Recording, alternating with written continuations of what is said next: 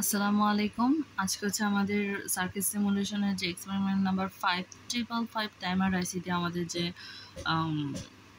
এক্সপেরিমেন্টটা ছিল সেটা। সো ইতিমধ্যে তোমরা সবাই এগুলো কিভাবে বসাইতে হয় সেগুলো শিখেই গেছো। কি লাইব্রেরিতে গিয়ে 555 টাইমার সার্চ দিয়ে এগুলা নিজেরাই আনতে পারবা। আগের যত বেসিক ভিডিও আছে সেগুলো দেখলেই বুঝতে পারবা। সো আমি ধরে নিলাম যে এটা তোমরা পারবা। আচ্ছা, কিন্তু হচ্ছে যে কীভাবে মানগুলা আমরা সেট করব সেটা হচ্ছে যে দেখার ব্যাপার। যে এটার ক্ষেত্রে হচ্ছে যে আমরা কি করব, যে সেট আপ অ্যানালাইসিসে চলে যাব।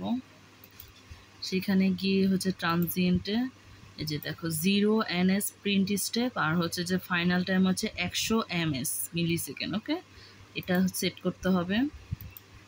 আর সব কিছু হচ্ছে যে ভোল্টেজ লেভেলটা মার্কার এখানে একটা দিতে হবে আর এখানে একটা দিতে হবে। ঠিক আছে, আর বাকি সবগুলো খুবই বেসিক।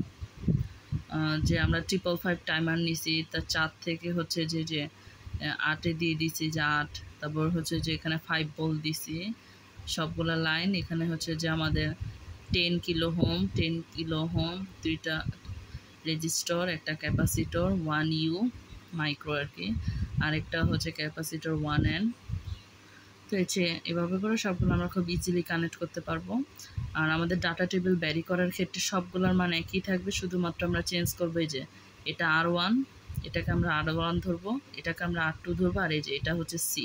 মূলত এই তিনটার মান চেঞ্জ করার মাধ্যমে ডাটা টেবিলের ভ্যালুগুলো আমরা চেঞ্জ করবো। হ্যাঁ, তো এইভাবে করে হচ্ছে যে আমরা খুব ইজিলি সার্কিটটা ড্র করতেই পারি। এখন হচ্ছে আমি সিমুলেট করব। তো সিমুলেশনে টিপ দিলে এই যে আমাদের সার্কিটটা আসলো। এটা যদি আমি একটু বোল্ড করি দেখার সুবিধার জন্য,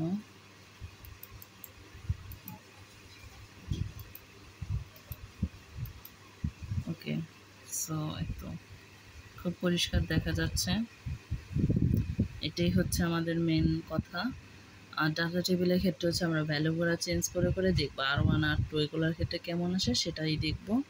আর যদি অনেক কী বলবো কিচিমিচি মানে অনেকগুলো একসাথে আসে, তো তখন হচ্ছে যে আমাদের এই যে এখানে কি দেওয়া আছে যেটা জুম এরিয়া, ওইটাতে ক্লিক করলে এভাবে করে ক্রপ করলে হচ্ছে যে আমাদের জিনিসটা আরও বড় করে দেখায়।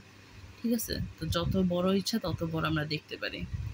তো এটার ক্ষেত্রে ক্রপ করার দরকার ছিল না, কিন্তু যখন ভ্যালু চেঞ্জ করব তখন অনেক হিজিমিজি মানে অনেকগুলো হিজিবিজি আসতে পারে, তখন এভাবে এই যে জুম এরিয়াতে গিয়ে ক্লিক করে করে আমরা বড় করে দেখতে পারি। তো এটাই ছিল আমাদের 555 টাইমার আইসি।